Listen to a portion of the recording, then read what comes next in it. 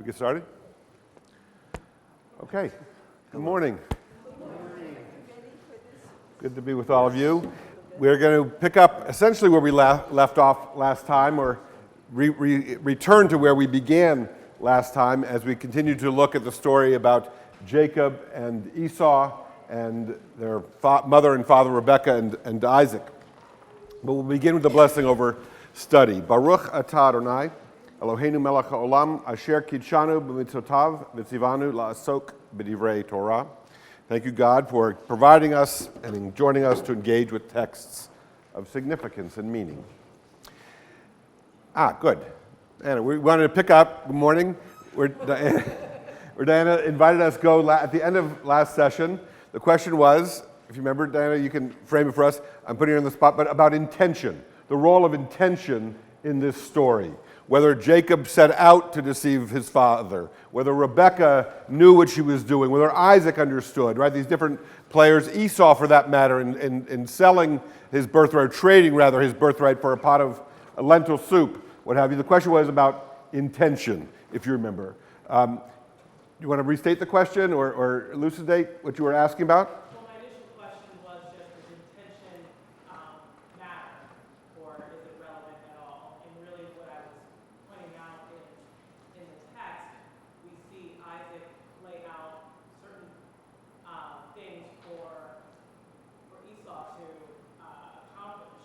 Yes. In order to receive his blessing. And having all this evidence of, to me at least from the text, Isaac knows who he's talking to and all the things that have to occur in order to receive the blessing. Yes.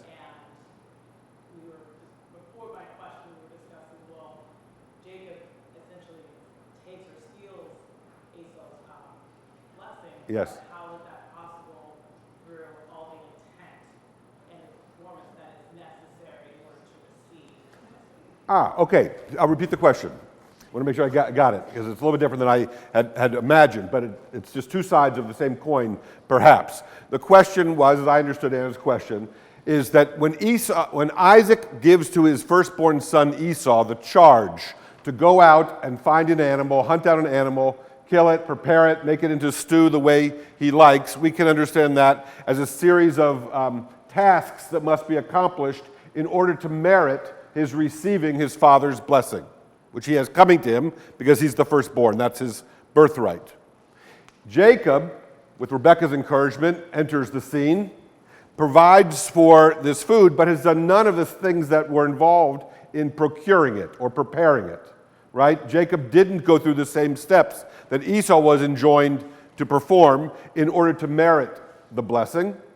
And so is the question whether or not the blessing that Isaac is going to bestow upon one of his sons, right? We're the omniscient narrator. We know that he bestows it upon the son to whom he did not give this series of steps to be performed.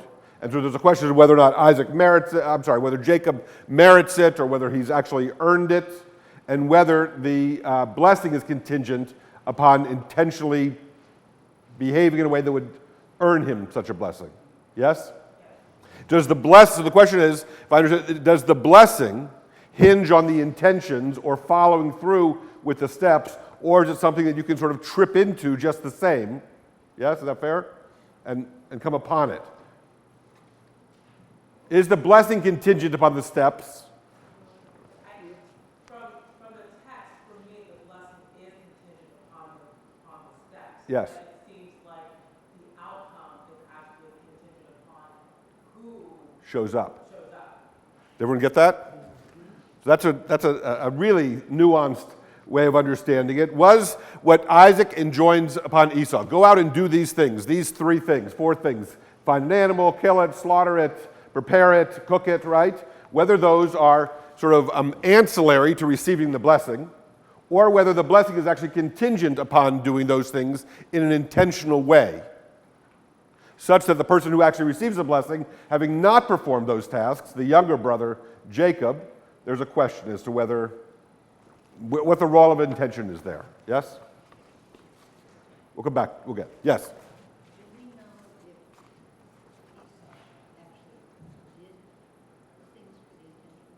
Do we know whether Esau actually did those things? It seems that he does do those things. When Esau actually shows up in scene 3, if you will, or scene 4, right? The scene 1 is that Isaac tells Esau what to do. Esau then goes out to do it. Now we cut to the next room. Meanwhile, at the ranch, Rebekah, having overheard Isaac speaking to Esau, encourages Jacob to participate with her in this fraud on Isaac.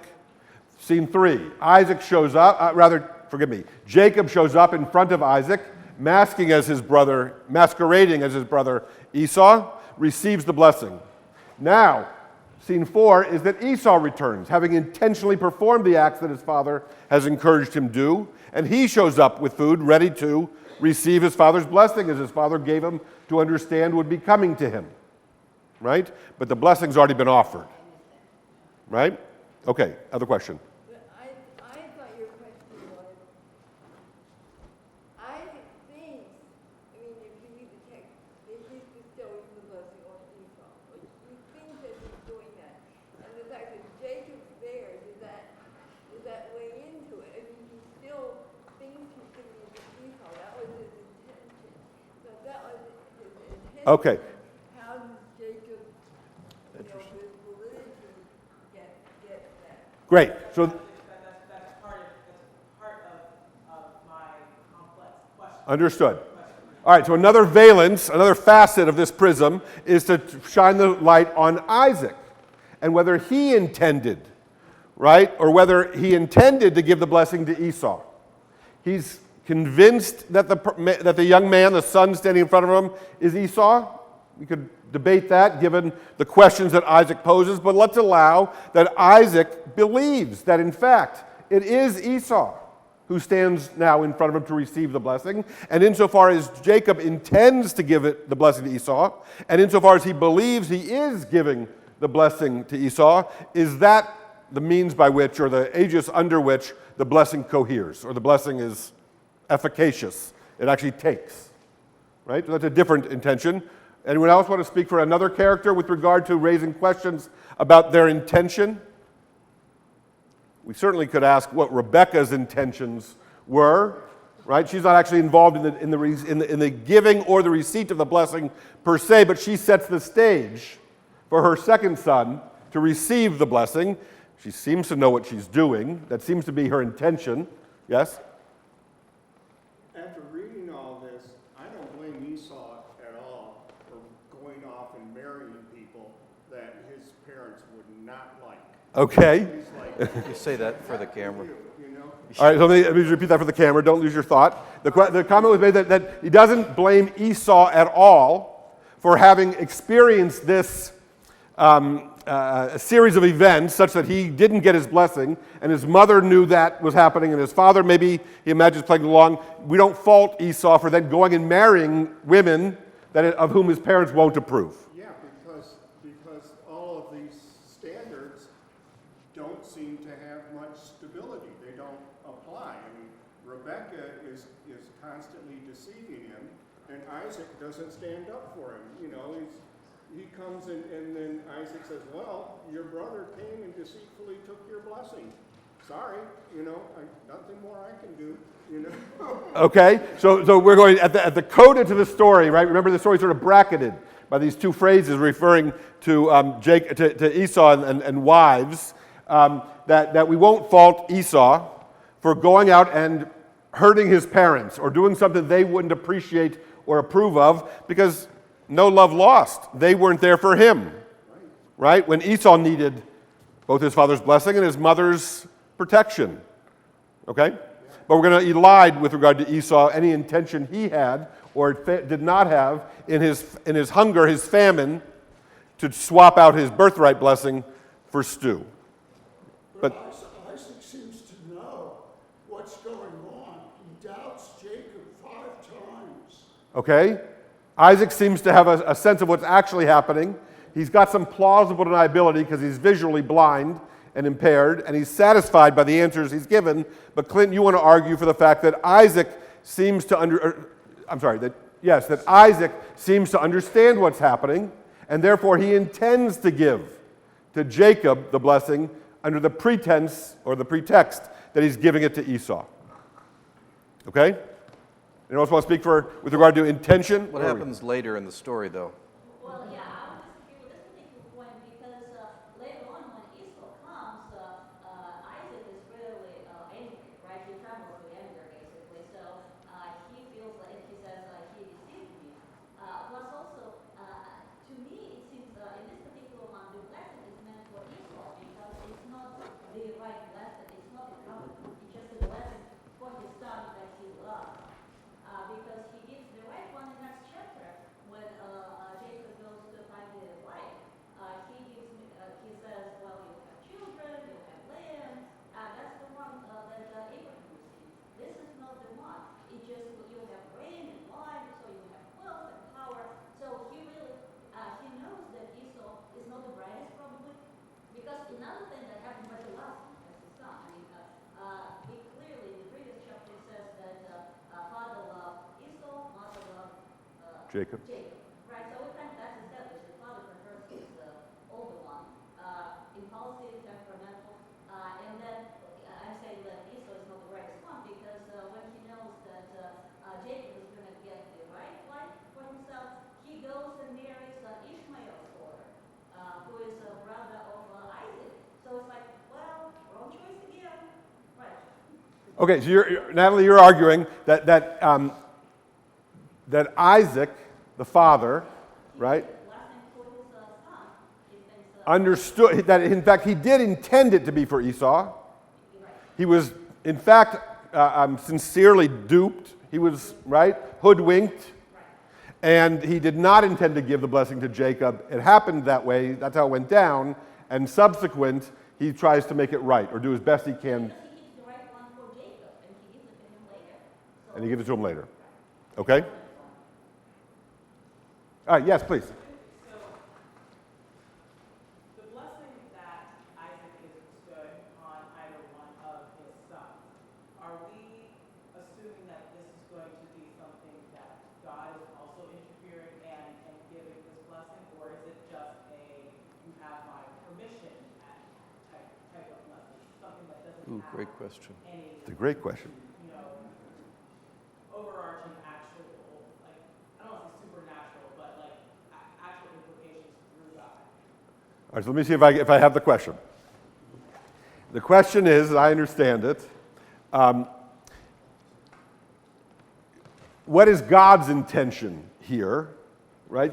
It seems, one could argue, that the intention is, at least so it appears at first, that the older son, the firstborn son of these twins, will receive the blessing. When the blessing actually goes to the second son, goes to Jacob instead of Esau, is that as God intends? Is that a subversion of what God intends?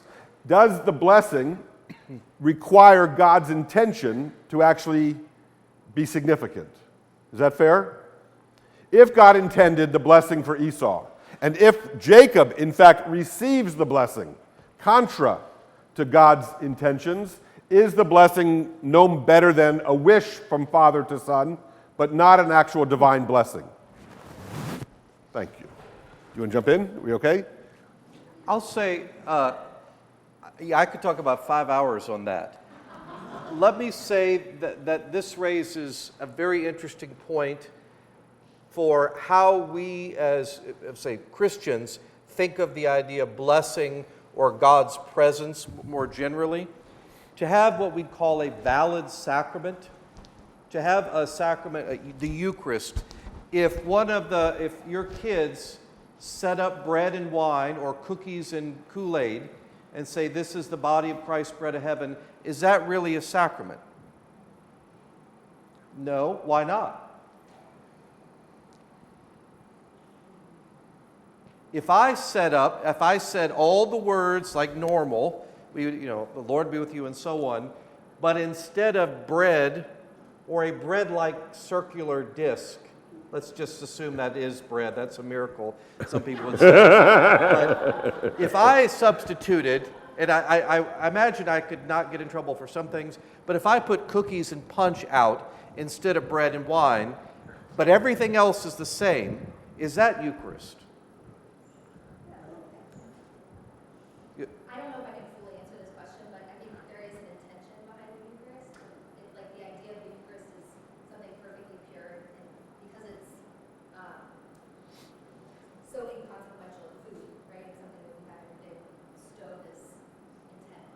Like personally, like anything. You're getting to the point.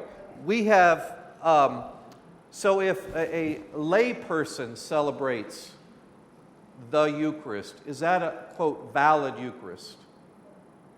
We have long understood that this gets to how we have come at this question.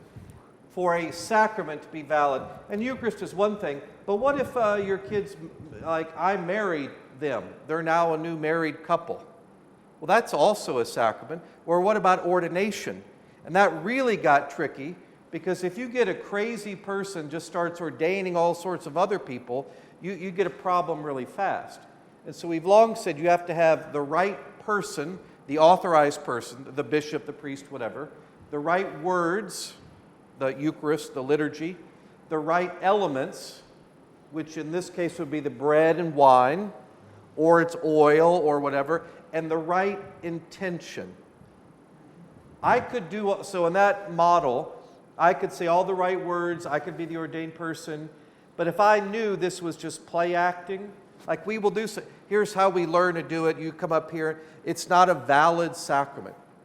And so the intention matters in our tradition, or it's not really there.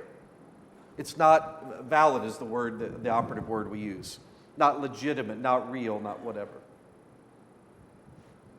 I find that fascinating. That's how we've avoided loads and loads of problems with that intention piece. And then there's a control mechanism in it too. You have to have person and elements and liturgy and so on, or it's outside of the pale. Doesn't mean it's like the worst thing ever, or a felony or wrong. It's just not a valid sacrament within the eyes of the church. So can I ask? Yeah. Would, in fact, if you, at the 11 o'clock service, did everything, all these different elements, you're at the right person, you've got the right words. In fact, you substitute cookies and Kool-Aid for the bread and the wine, but your intention is good. Is it valid?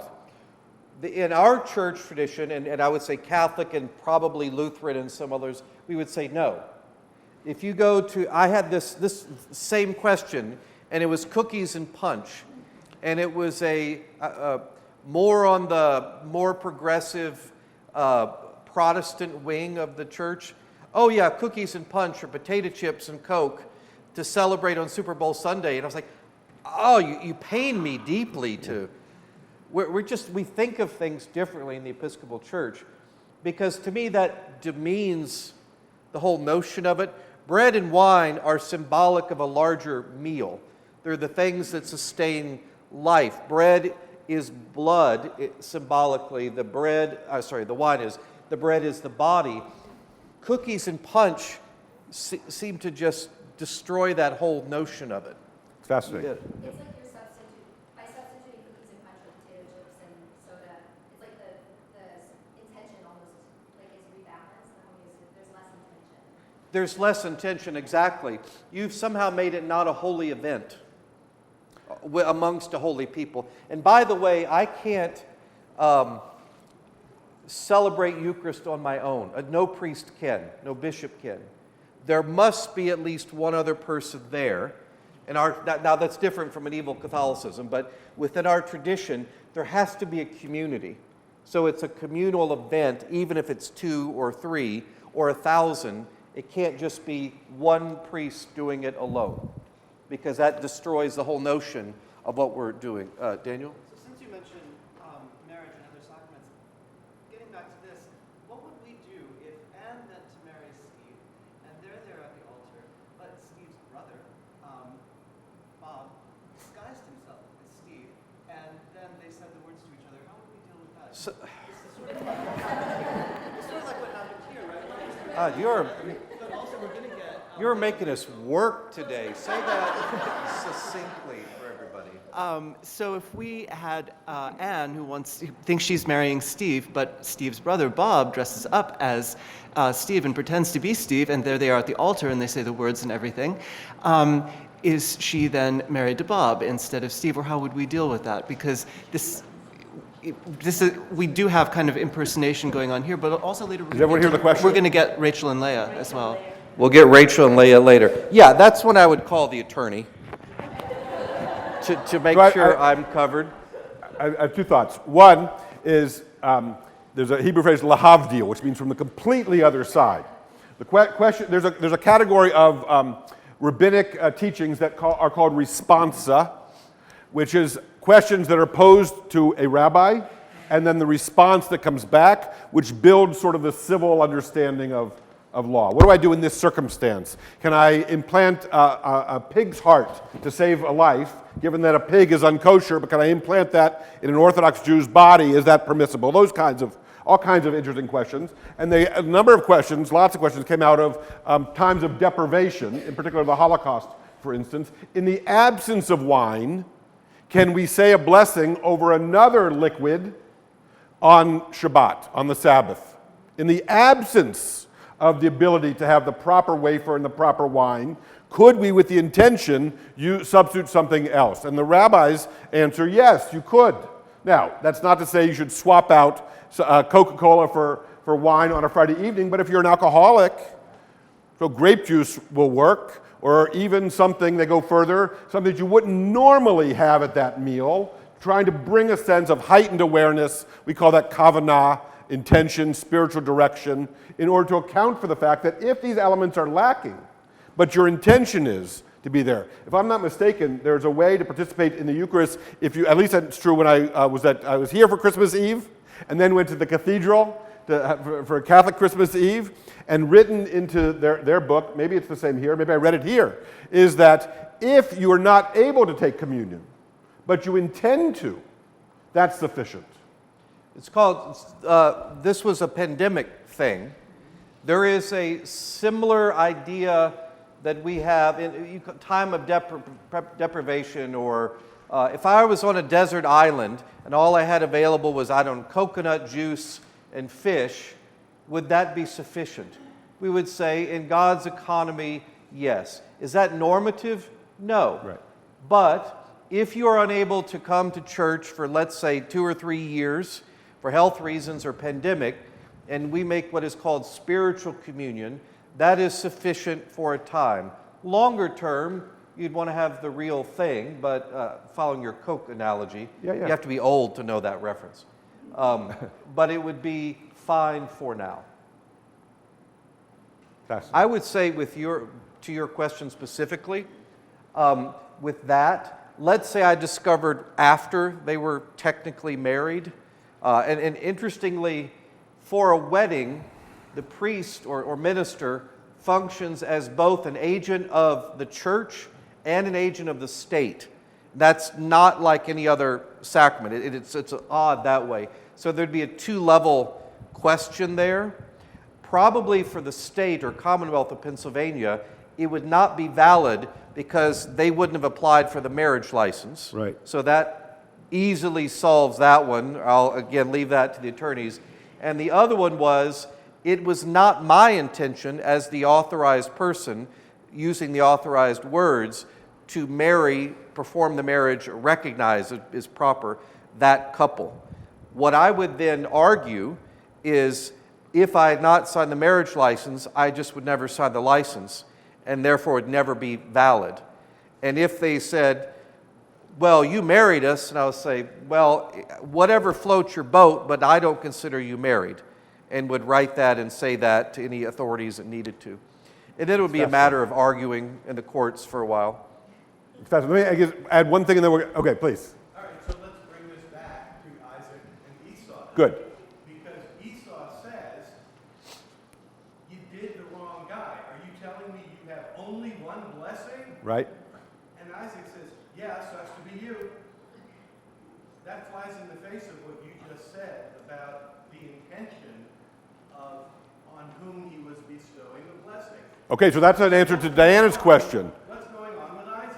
So that gets to Diana's question, right? It appears in this story where Jacob originally intended to give it to Esau, gives it to Jacob. Esau shows up. Too bad for you, right? You snooze, you lose. You weren't there at the time. You didn't get it. I don't have anything more for you. Yeah, why didn't Isaac just say, oopsie, I didn't mean it? Correct. Why did he not? It seems that in this framing, that Isaac's intention is not necessary or germane to the efficacy of the blessing, right? That's what it appears. Two thoughts. See, if I remember correctly, and someone may remember more, that when Prince Charles, now King Charles, when Prince Charles married Lady Diana Spencer, in exchanging their vows, he's got like 5 names, right? Charles, Arthur, George, whatever, right? That's what it is. But she got them reversed, or if I remember correctly, one of the names, the third and the fourth name were flipped or something, and there was a question. I don't know if they redid their vows. If you remember, when Chief Justice Roberts gave the oath of office to President Obama, I think it was the first term, yes? The oath of office was administered slightly incorrectly, right? And they did a redo in the Oval Office just to make sure. Am I remembering that correctly? Just to make sure that no one should say that, well, his intention was good, but the words were wrong, right? So the power we put into these oaths or these blessings or the words by which I pronounce you husband and wife, the words by which you're now the President of the United States or you received a diploma, whatever it might be, still are with us, right? And these questions about the role of intention has not been settled with finality, it seems. Is that fair? All right. Other questions about that before we use some other things? Please.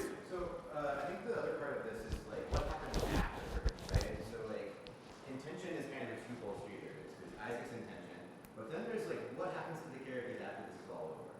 And does Esau just kind of lay down and let it happen, or does this become some sort of Game of Thrones situation? Well, we're going to see, and we're going to look at this text together. We're going to see that it does seem that your actions in scene 1 implicate you in scene 2, or they follow you. Or we're going to be introduced to a phrase here called midah keneged midah, which means measure for measure. What you did over here in being duplicitous, well, don't be surprised when it shows up, right, comes back to you, whether that's cosmic karma or whether it's the way, well, leave it to you. I don't want to over-determine it. But I'm going to begin reading for us this and invite you to... Jacob gets his comeuppance later. And it turns out getting the blessing is not as great as you thought it was, oftentimes. Right. Be careful what you ask for, right? Or the dream job you imagine turns out may not be such a dream, right? Okay. To be human is to be accountable. In contrast to other animals, the Mishnah teaches, the Mishnah is the oldest portion of the Talmud, teaches that human beings are always held responsible for their actions. The Torah seeks to impart this lesson to the often sordid story of the patriarch Jacob. One day as Jacob, this is a recap, one day as Jacob is cooking a lentil stew, he is approached by his exhausted older brother who asks, "Give me some of that red stuff to gulp down, for I am famished." Esau is presented as brutish and uncouth. He does not care how or what he eats as long as it fills him. But Jacob comes across as cold-hearted and conniving. He responds to his brother by demanding, "First tell me your birthright." Bible scholar Yair Zalkovich notes that we would have expected Jacob to try to alleviate his brother's distress quickly, to give him food and drink with no conditions and without, it goes without question, expectation of any payment. Not only is this not the case, but Jacob demands the highest of prices, the birthright for a simple bite of food. Jacob's lack of compassion and hospitality stand in stark contrast to that of his grandfather and his mother, Rebekah. And they give citations where Abraham and Rebekah were especially solicitous and provided for the guests or provided for the watering the camels. Esau responds impetuously, willingly accepting Jacob's offer. But Jacob still does not share his stew, now insisting that his brother first swear to surrender the birthright. Esau again consents. The text then informs us that Esau ate and drank and rose and went away and spurned the birthright. The barrage of 5 consecutive verbs. This is classic rabbinic reading and hermeneutics. That is to say that he ate, he drank, he rose, he went away and spurned the birthright. The barrage of 5 consecutive verbs draws out Esau's earthly, bestial nature as a man who does not pause to consider his actions. It seems that Esau's not mindful of being intentional. Just to play on this theme, right? Keep going. The picture of Esau presented in the text is disturbing, but the portrayal of Jacob is worse. As Rabbi Isaac of Bravanel comments, Had Jacob been blameless and upright, how could he have dared to tell his older brother to sell him his birthright for a contemptible price, such as a bowl of lentil stew? Esau's boorishness does not excuse Jacob's greed. If Esau is a foolish man, Jacob should have been a just man and not tricked him. So I have that playing out, right? Thoughts so far? Questions? All right, we'll keep going. What comes next is even more disturbing. Concerned that her husband is going to bestow his blessing on Esau, Rebekah hatches a plot for Jacob to trick his father into blessing him instead. Rebekah will cook a meal like the one Isaac expects from Esau, and then Jacob will impersonate his brother by donning Esau's clothes. Rebekah covers Jacob's hands and neck with the skins of kids, gives him the food to present to his father, and things unfold as planned. Both Isaac and Esau later condemn Jacob's trickery. Isaac informs his elder son that your brother came with deceit and took your blessing. Esau responds by connecting Jacob's name, Yaakov, with his actions. He cheated, vayakaveni, me these 2 times. He cheated me, the same root word. First he took away my birthright, and now he has taken away my blessing. Just pause there for a moment. Jonathan and I were sharing a conversation earlier in preparation for this class, asking about whether, or first of all, the difference between a birthright and the blessing, that they seem to be distinct, in spite of the fact that homonymically, that is, say, if we listen to the words, the word for blessing is a bracha, and the word for birthright is bachara.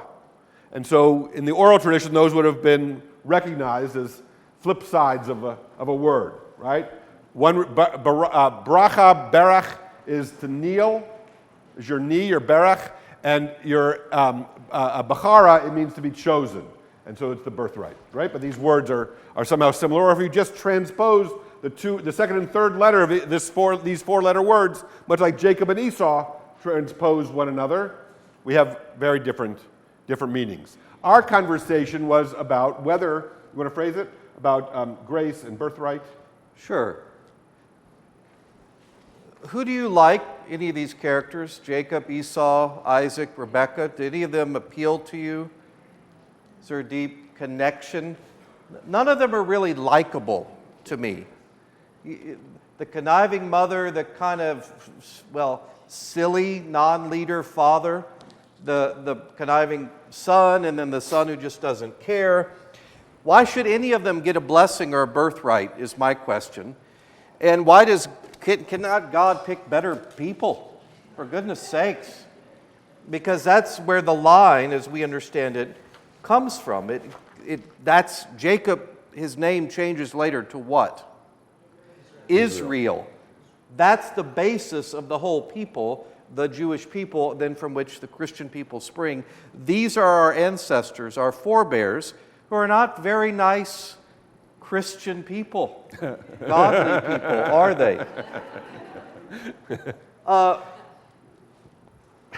Does their behavior, their character, influence or affect how the blessing seems to land or be operative?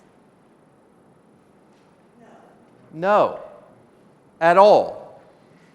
There seems to be no connection between the moral integrity of the person and God's blessing or choosing of that person or larger community. Jessica. I'm just wondering, we talked a couple weeks ago about how Rebekah accepted the call of God, right? In some ways, she sort of takes the place of Abraham just in that she said yes, right? So if she's engineering all these things, is it possible, and I don't know if it's been interpreted this way in rabbinic study, but that Isaac knows, and then he doesn't get mad, and he's like, well, I guess this is just the way it's going to be? Did you say that?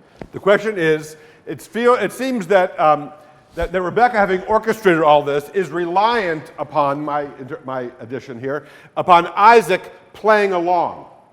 And are there commentaries or commentators who have suggested that that Isaac was in fact aware of what the charade that was happening? He asks the requisite questions, he's satisfied with the answers he receives, and he's a willing participant for all intent, with plausible deniability, but he knows what's going on. Well, he may be mad too, but he doesn't curse He doesn't curse her, and he doesn't take responsibility for his own role in the story. Yes, absolutely.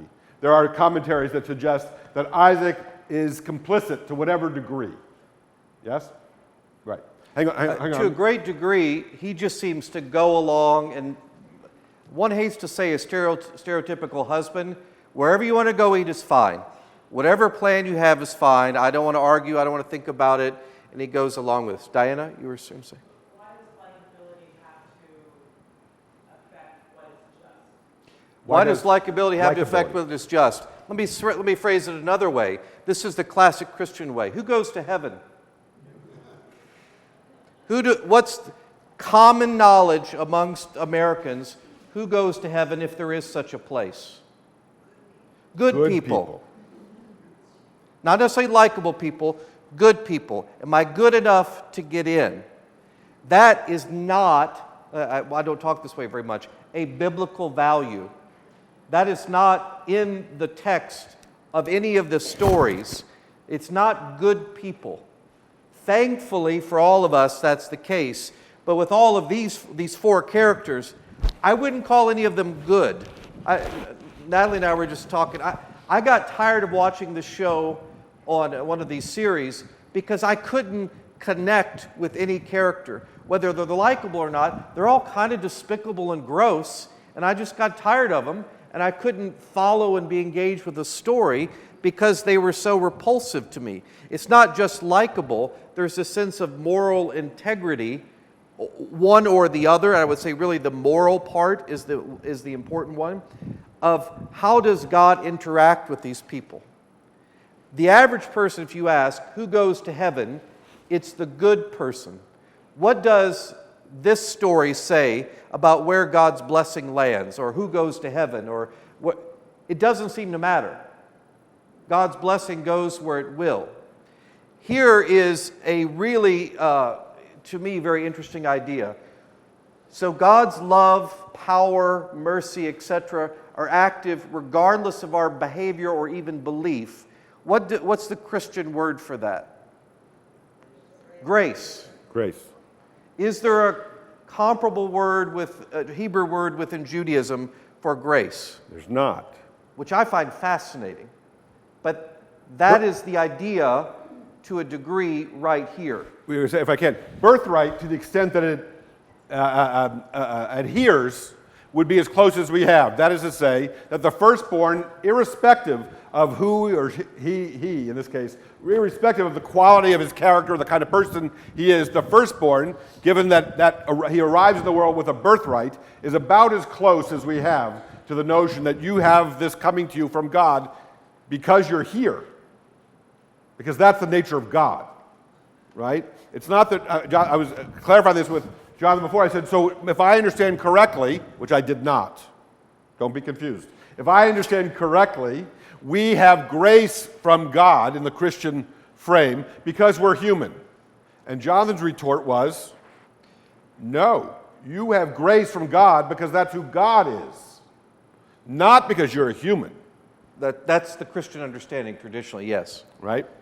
In this case, the blessing doesn't necessarily go to someone based on their character or the qualities of their behavior. Right? So it's not about whether you've earned it, it's about whether you receive it. Yeah? It's about who God is rather than who you are. That's a very important part of grace. Here, let me dig a little deeper there. It's really quite fascinating.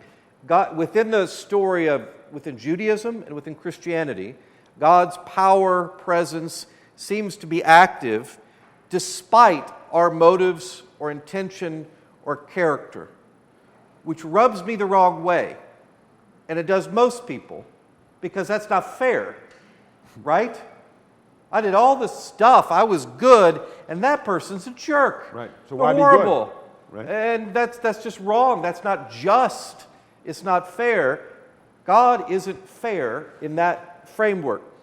So here's a really crazy idea. I'm sure I've read this somewhere. I don't, but I have no idea where.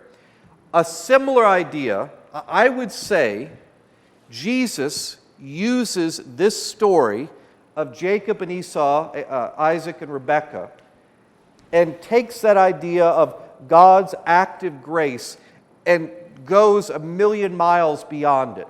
So it takes this basic idea, we don't deserve this, but God is active anyway. What Jesus calls the kingdom, you could say roughly parallel is the Messianic age, is that not just the good people, the ones you expect, are the ones that have God's blessings. It's not primogeniture, the way the world, the oldest son gets it. Everybody knows that. That's the way things are supposed to work. Or the good people get it. Or, thirdly, the sons and daughters of Abraham. And this is not, he's not being anti-Semitic, he is Jewish, but those people, the right ones that got the covenant, it's not just because of that they're in the good graces of God. None of that stuff matters, he's saying. The least likely ones you expect to have it are in fact the most likely ones to get it. That's totally wrong, Jesus. You've missed that point. That's not fair at all. So not primogeniture, not the good people, not the chosen ones, and whoever the in-group is in the time, you would say that. It's the ones you least expect, and who are those categories? The sinner, the lame, the blind, the deaf, the Gentile, the woman. Oh my God, the foreign woman at the well. You're getting some crazy stuff here. Everybody you don't think are in fact the ones that are unqualified. That's where God's blessing goes. And the good people too. But if it'll go even there, then it will go anywhere. The entire Gospel of Luke is basically that idea, over and over, of all the ways God's blessing, the kingdom, inhabits people and the world. I don't know, I can't prove that he got this idea from there, but it seems very consistent to me of these two things that are operative. It changes the idea of God, by the way, a little bit from Old to New Testament, but it's that idea straighting through what? The notion that we human beings who like to have balance sheets equal each other and things be resolved at the end of the 30-minute story, right? That's sort of our want, our penchant, is that it should all be even Steven at the end. We've corrupted the notion of grace by suggesting that you have to be good to get it. Yes, or that, or even rationalizing our own behavior, but being quick to identify those persons who surely are not entitled, for whatever reason we've determined, right? They're behaving badly, they're of the wrong group, whatever it might be. Rebekah and to a lesser degree Isaac and Jacob all rationalized their behavior. Right? Yeah, how do you think God's blessings are going to go through the world if I don't do this? Right. And if it benefits me too, well, so much the better. Yes, Alison? Doesn't the Bible say that there is a bit of God in every person? So the grace is automatic. Doesn't the Bible say there's a bit of God, a spark of the divine in every person? That's a Greek idea. No. Sorry, I didn't mean to say harsh. Allison just wrote me her top 10 reasons I'm her favorite rector last night. So I want to be especially kind. That's like good people should get the good blessings. That's not a biblical idea. It's something that gets added on. The Bible does say at the very beginning we're created in the image of God, but a divine spark is a different notion. But if I can, if the question is also, or part of your question is, do we receive or are we entitled or do we merit God's blessing because we possess this spark? Is that the question essentially? Yeah. That's Christianity would say, no, we all have sinned and fallen short of the glory of God. All of us are by nature, like Adam and Eve, removed, and it is grace. And then the other part of the, I don't want to say equation, but way of approaching it is faith. That is the human response to grace. Grace is God's initiative. God, grace. Grace is God's initiative. Faith is a human response to that. Here's the, even to me, more fascinating idea. So within, I can't speak for Judaism, but within Christianity, we would claim all of us now, because of God's actions, have a birthright. We have an inheritance. And that inheritance is the kingdom. It is ultimate union with God and one another through Christ. It is heaven. It's all these things. But, we would say, most of us squander that birthright like Esau. I don't care.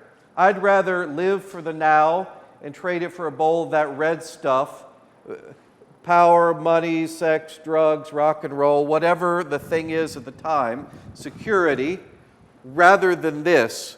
Or I'll be manipulative and find all these other more clever ways. It is virtually impossible to simply accept the birthright, the inheritance, through grace, and then live that way as if God calls us to through faith. That's the basic idea, and it's way too simple for me also, for most people, and yet it's very difficult to do. Wait, before, if I can, just point of personal privilege.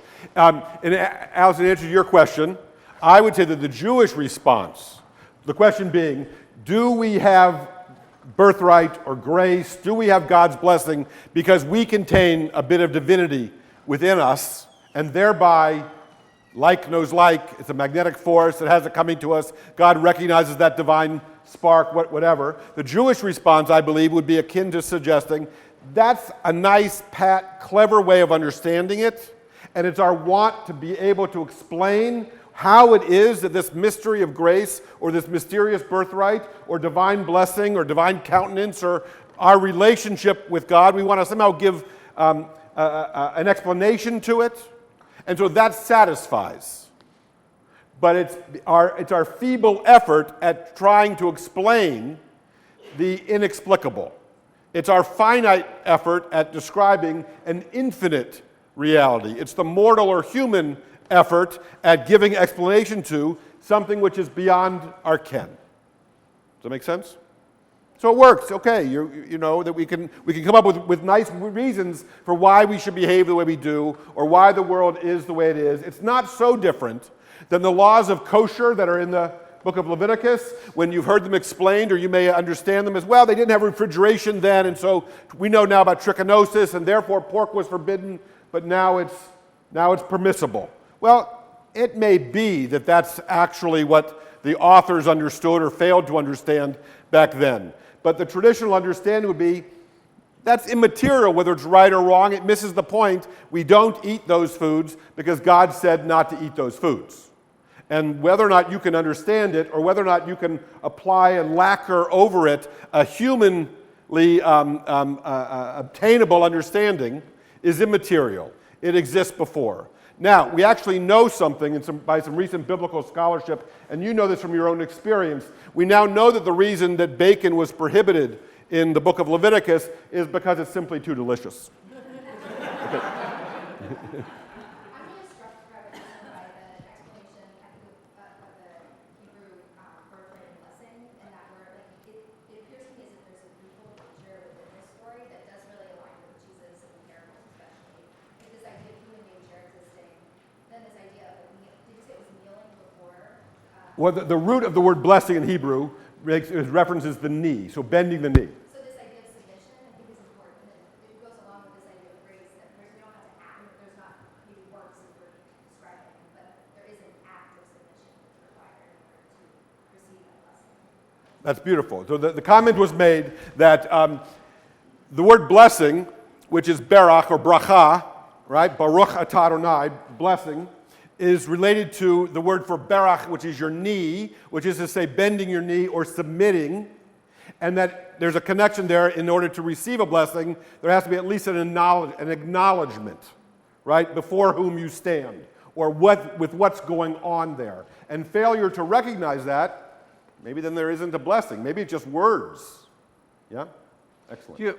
There's an old story from the monastic tradition of the desert, and this monk tells that the young monk protege that the devil has no knees.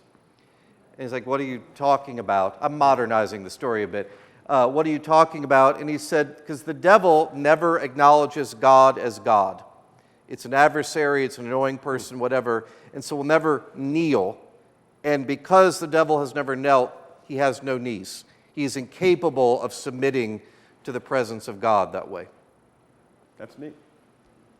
Elise? It seems to me that most of the teachings of Jesus and all the things he talked about have to do with getting us to be good.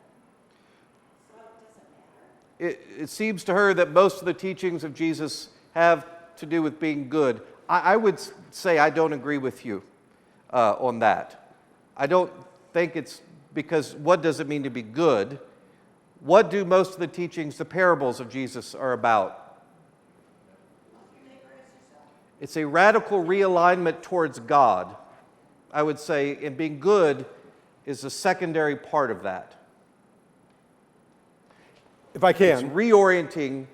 The whole idea of metanoia, repent, which is more John, is turning back to God. And Jesus is talking about different ways to be reconnected with God, submitting, realigning, and then being good, being in relationship, loving your neighbor, is a constituent part of that.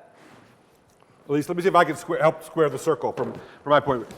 Given that we've established earlier in this hour that by grace of God, the birthright or the blessing, our relationship with God in the Christian frame, is a priori there before we even arrive. It's not a result of who we are, it's a result of who God is.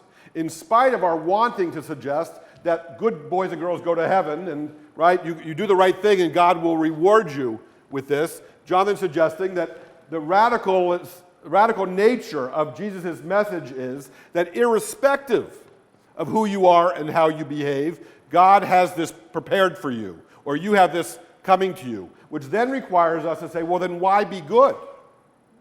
Yep. Right? And it's not because you're going to get the reward at the end. It's not the carrot and the stick. We need a different reason to be good. Now, in the parables, repeatedly, one of the things I took away from our session last year was that when asked what's required of you, what's required of me, when that's asked of Jesus, the answer comes down to, in a number of different ways, how we behave as opposed to what we believe. Am I wrong about that? No. And so we may oversimplify and say, well, just be a good person, right? And you should be a good person. It beats the alternative for all kinds of reasons. But it has nothing to do, per se, with whether or not that will earn you God's heaven, God's blessing, or the kingdom. Yeah, because you can't earn it. You can't earn it. It's yours to spurn. When you act good, be good, you start to discover what that kingdom, what God's idea is actually like. So being good isn't an end in itself. It's a way to begin to understand, oh, that's what he's talking about. Any last thoughts? Thank you all. You want to continue this next week? A little more? We'll do a little more next week, and if we're done, then we'll move on to the next chapter. All right, thank you very much. Terrific.